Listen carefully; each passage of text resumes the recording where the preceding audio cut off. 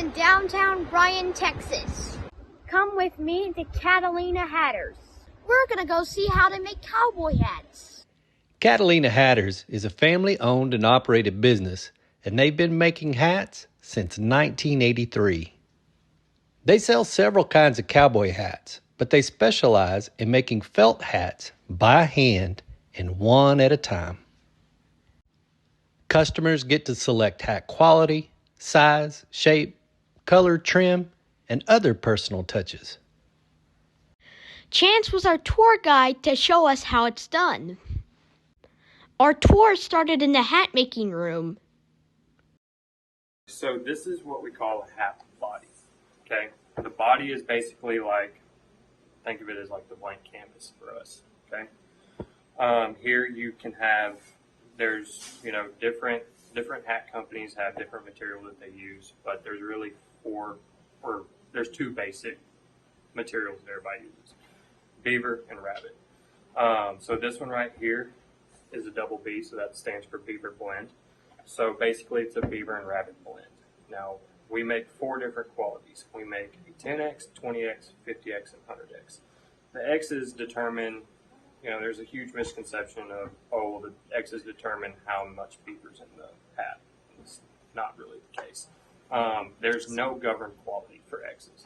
So you can have whatever hat you want to stand as many X's as you want to in it. We kind of base ours off of the kind of traditional standard. The 10X is going to be an all rabbit fur hat. The 20X is going to be a rabbit beaver blend. The 50X is a rabbit beaver blend as well, but kind of a finer finished out hat, kind of a dress hat, as you would say. And then the 100X is pure beaver, okay? I asked Chance why beaver fur makes the best hat. Shave down the fur, okay? If you get underneath a microscope and you see there's a lot of prongs on each strand of fur because it's shaved down fur. It's just all blended together. Rabbit fur doesn't interlock and compress as tight as beaver fur does. So, you'll see like a rabbit fur hat. Doesn't mean it's worse, but a rabbit fur hat's going to be a little bit thicker and it's not going to sand down as fine. Gotcha. Okay. Beaver fur is water resistant. It's going to hold it. When it compresses tighter, it's going to hold its shape longer over time and stuff like that. And it's not going to break down as fast as like a rabbit fur hat will or something like that. You have what you call a body. Okay. This is just as I stated before, a blank canvas from where we started. All these are what you call a hat block. So these are all different head sizes, different crown heights, different crown shapes. You have more of like a shorter crown that's a tapered block, and then you have more of a square block. Different head, or some might be even the same head size, just different heights, different shapes. Okay. So what you would do is you would take your hat block, okay, and you put it inside the hat. Okay. Now there's a lot of loose area around here. As you can see, it's kind of just wiggling around here. This is a blocking machine. So once you have your body and your crown block, as you would say, you would take it and you would push it in the blocking machine and you would pull it out. And you want to make sure that it's, good and even in there, because all these teeth right here are going to grab the edge of your body, okay? And there's a bunch of steam shooting up in here and all that stuff. It's not turned on right now just because the guy's not here just yet. But what you would do is once you make sure that it's all even and, kind of uniform in here, that's when you go to set your block in here. When you put your block in here, you're going to want to push it down just enough to where it's kind of even. And then you will pull, or you will grab, and you will pull it, and it'll stretch it, and it'll conform around the block, okay? And you'll usually let this sit in here for, 2 or 3 minutes, and let it kind of take the block a little bit. Once you have completed that step, then what you will do is you will remove this from the blocking machine. Now this is a very crucial part because if something goes wrong with this, then the hat's never going to crease up right, it's never going to fit right. You will go over here to the crown as it comes and it sits right here, and this piece right here is hot and it'll move around the crown. And basically this right here irons the material and kind of shrinks up and draws in the material to fit snug against the block. So in the beginning there was gaps and all that stuff. There's no gaps. It is, you know, as stiff as all get out, all around. You want to feel, bud? So there's no gaps, no nothing. Because if there's gaps, that means that there's going to be playroom in the hat. So that's whenever you can kind of see where like the crown might be, you know, a little bit higher on one side or something like that. So this is a step you said, if it gets messed up here, You got to rebuild the hat pretty much, yes, sir. This is a big step on making sure that there's, you know, no wiggle room in there because the size would be right, the crown might be too high, you know, something like that, and it could cause flaws. So once it is all ironed and everything, the brim is still kind of wavy and all. So then you will go here, and these are very, very hot, but these are what we call platers. And basically, with a plater, you take your hat and you set it in. We have like different sizes for different hats, etc. Once you put it in there, this is heated by steam, so it's, you know, scalding hot. Then you will compress the brim and make sure that it's very, very flat. It's got a lot of pressure on it, and it just irons that brim to make it real thin and kind of, you know. So those have been ironed? Yep, these have been ironed. So it goes. Or not ironed, plated. Plated, yes, sir. So it goes from here to here. And those might sit in there, you know, every hat is different. You know, you might have two qualities, two of the same qualities, same size, and one might get plated a little longer than others because you're working with hair, you know. So once it goes from there, and it's been plating for, you know, like I said, every hat's different. Usually we put them in there a minimum of, you know, 5 to 10 minutes. You'll pull it out and you'll let it set here and rest to make sure that there's, you know, no movement in it or anything like that. You want it just as flat and as thin as possible, and you want this, you know, where there's no play. From there, it might sit here, you know, for a couple hours to cool down. Now the blocks are out of these. No, the blocks are they're still in there. Yes, okay. Sir. So the blocks never get removed until over here. Okay. Because you want to make sure that it's all still uniform. Okay. After the brim has been plated and the crown has been ironed and everything, it's still a rough version of a hat. There's still, you know, strands of fur sticking up and all that stuff, and it's still very rough. So the next part that comes in is the sanding process. The sanding process is done by hand. It's how you get what we call the finish on the hat. Now, the finish on the hat is very, very important to most people. Because, you know, the finer finished out it is, the more uniform it looks, and, you know, the more high, I would say, like high end it looks. So once you're sanding, you know, every hat is different at this point. You know, some hats need to be sanded a lot more on the crown than the brim. Some hats need to be sanded more on the brim than the crown. Every hat, it's a very tedious portion of the hat making world, or hat making part. Once you have sanded it and everything, you kind of want to bevel the edge, because when we go from plating it and everything, there's just a straight cut, and you don't want a straight cut. You don't want it to look blunt across it. It needs to be kind of beveled down.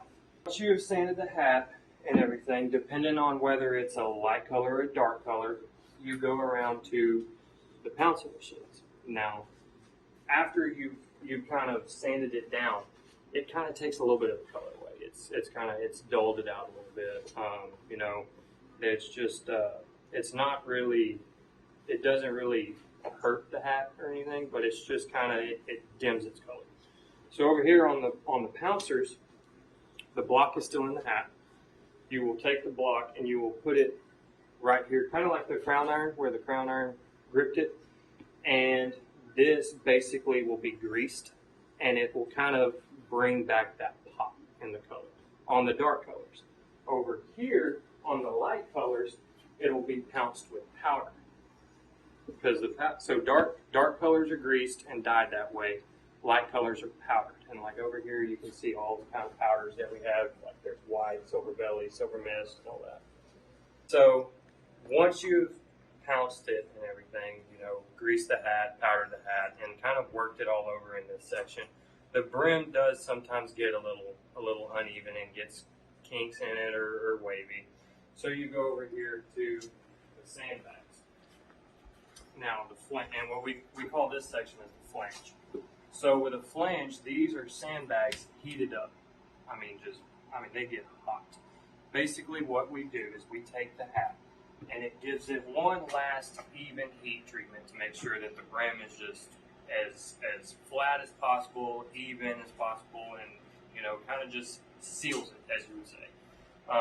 Because at this point, if you don't flange it, it makes shaping it really, really difficult sometimes because there's kinks that just haven't been ironed out of it or anything like that. So it'll flange, and as you can see, some of these hats are getting flanged. So what would happen is you would take this right here, and there's a hat in here with a block, okay?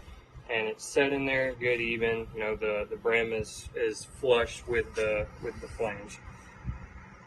And you will cover it up, and you will take it and you will set it right under here, and you will push this and you will lock it. And at this point, you know, it might sit in here for, you know, 15, 20 minutes. It's just kind of getting a good even heat on it. You know, basically the last stage is just letting it rest. So from there, it's all heated. It's time to pull it out. And you take her, and she's still very hot. So you'll set it over here. And these are just kind of to hold it down and make sure that, you know, everything doesn't move on you. If we go to pull it out and we're checking this hat and like it's still a little bit raised right here like this, we'll go put it back in there and, you know, see. You will go into our sewing room.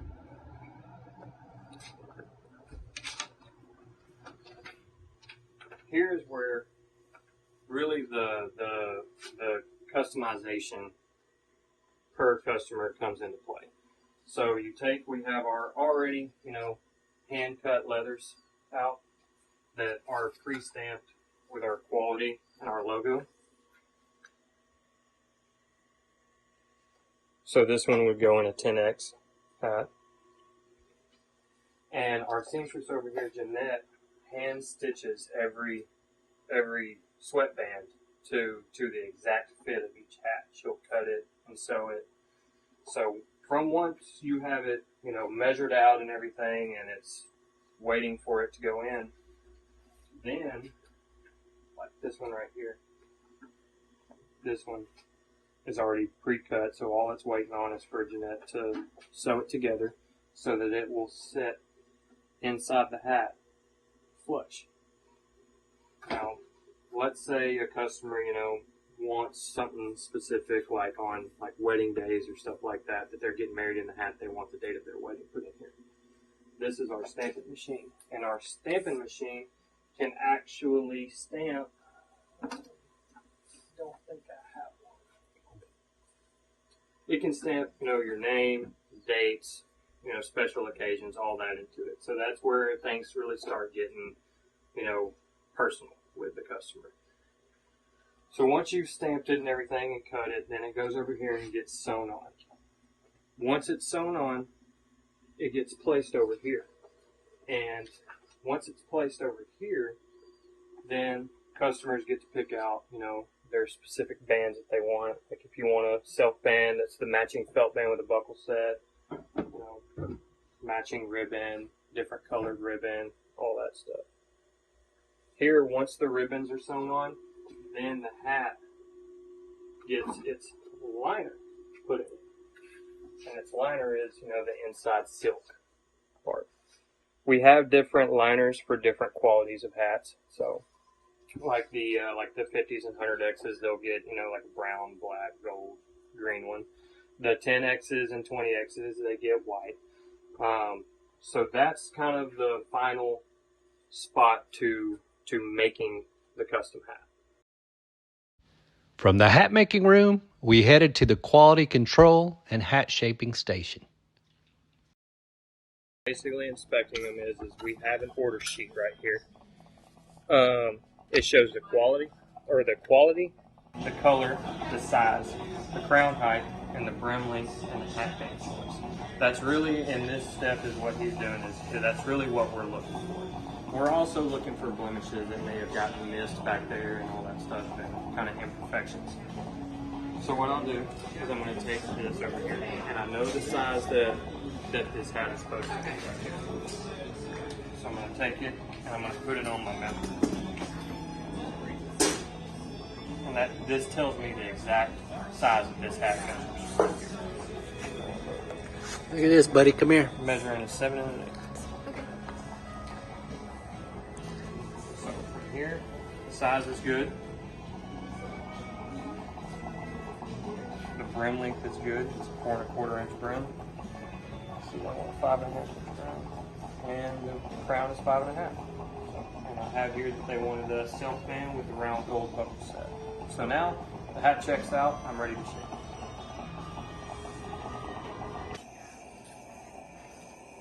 So really what you want to do when you're going to shape a hat is you want to get a good, even steam on the hat. You know, you don't want to have just like one spot really, really hot and soft. You want to kind of soften everything up. So that's what the steam's doing, is making it soft. The steam softens it up just enough for me to make it pliable without actually doing any damage to the hat. So the first step is right here, you know, you have the size down, but you also need to know the shape of your head. So here, you know, the most common is a long oval, and here we have the selected on a long oval. So I'm about to oval out the shape inside, so inside the hat, make sure that it's balanced.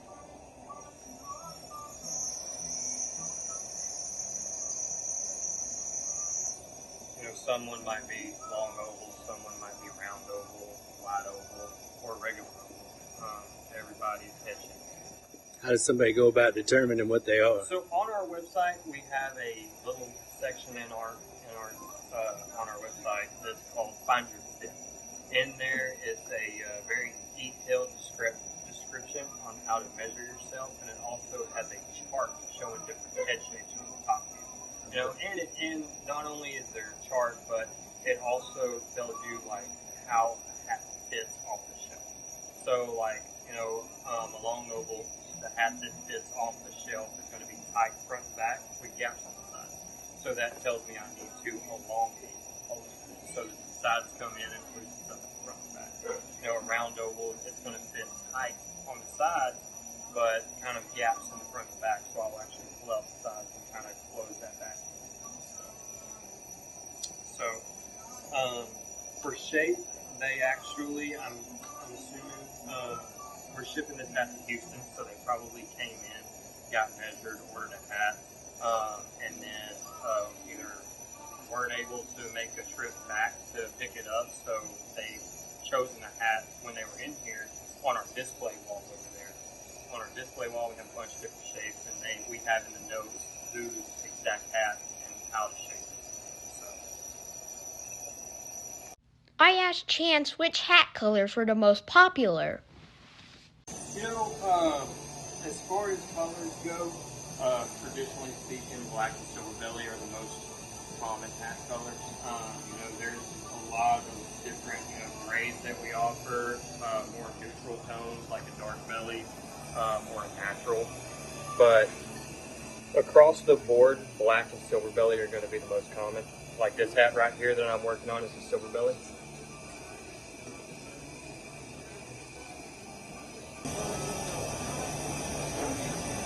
So here I just placed my center crease. The center crease is probably one of the most important things that you want to get right when shaping a hat. Because if your center crease is off, your whole shape is going to be off. And so, I'll make adjustments and I'll check kind of underneath it because there's a little bow in the back. That little bow, tells you it's the back of the hat, and it also tells you that it's the center of the back of the hat. So you just kind of occasionally just check yourself and make sure that you're in line.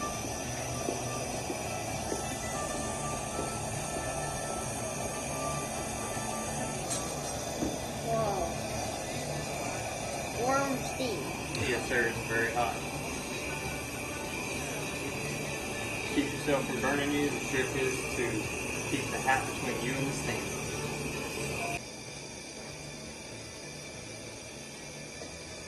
Are there any particular hats that are harder than others to do? Yes, sir. The higher quality hats come together a lot better than, say, the lower qualities. The lower qualities are kind of a little bit more spongy, so you don't get really good definition out of them. You still get definition, but you just got to work a little bit harder at it.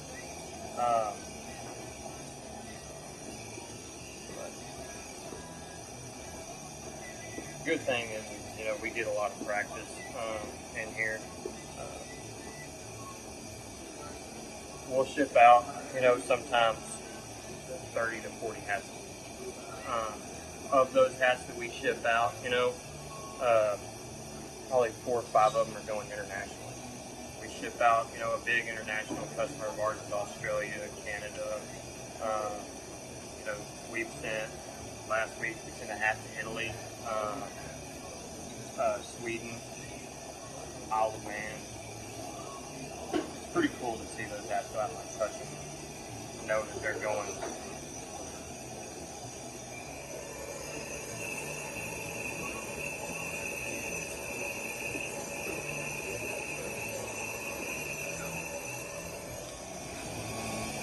So those are how many you ship out, and then how many come in the store. How many hats a week do y'all?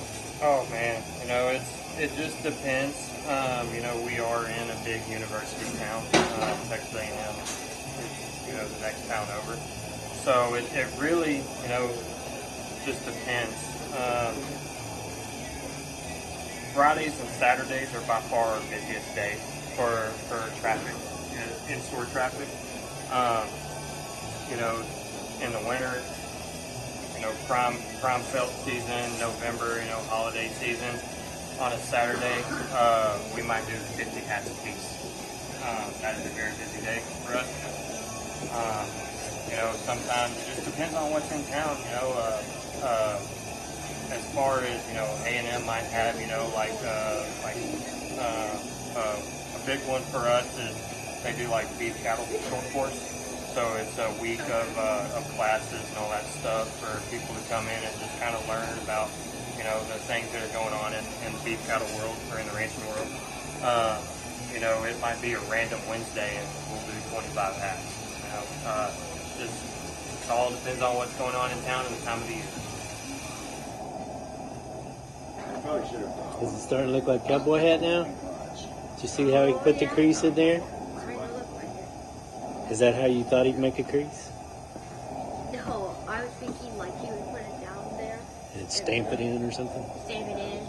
It was All done by hand. +1 from my black hat size. Oh, was it really? Yeah. Which my black one's a little bit tighter, so it's nice to pick up. Proper hat care. The big one, because we are in Texas, is don't leave your hat on the in a hot vehicle. Don't leave it in the car. Don't let it ride on the dash because the heat actually does shrink up the hat.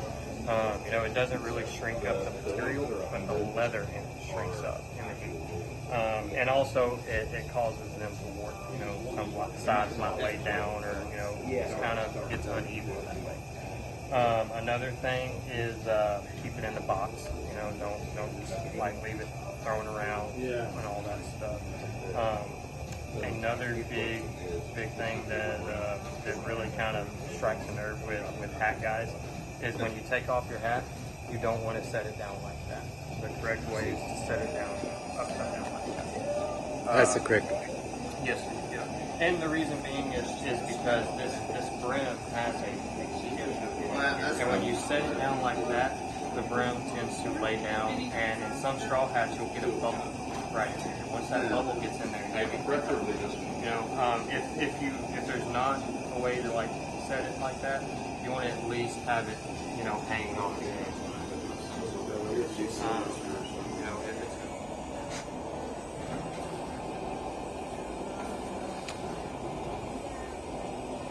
Pretty cool, huh, buddy? With a final look over and dusting, the hat is fully finished. If it's going to be shipped, it gets wrapped in plastic. The finished hats awaiting pickup or shipment go to this rack. Some of these are for working cowboys, some for everyday wear, some for special occasions, some for gifts, some for Friday nights on the town. Catalena Hatters has even made hats for singers and actors. Whatever the purpose, the recipient is sure to enjoy the pleasure of having a hat custom made for him or her. If you are in the area, stop on by the store. You'll meet a great staff, happy to answer your questions and eager to help you select your own custom hat. And if Bryan is too far away, don't worry. You can still get the perfect custom hat ordered over the web and over the phone. They will even send you pictures of your hat as it's being made to make sure it's exactly what you had in mind. Thanks, Chance, and thanks, Catalena Hatters. I've always thought cowboy hats were cool. Now I know the people and the process behind them are cool, too. See you on our next adventure!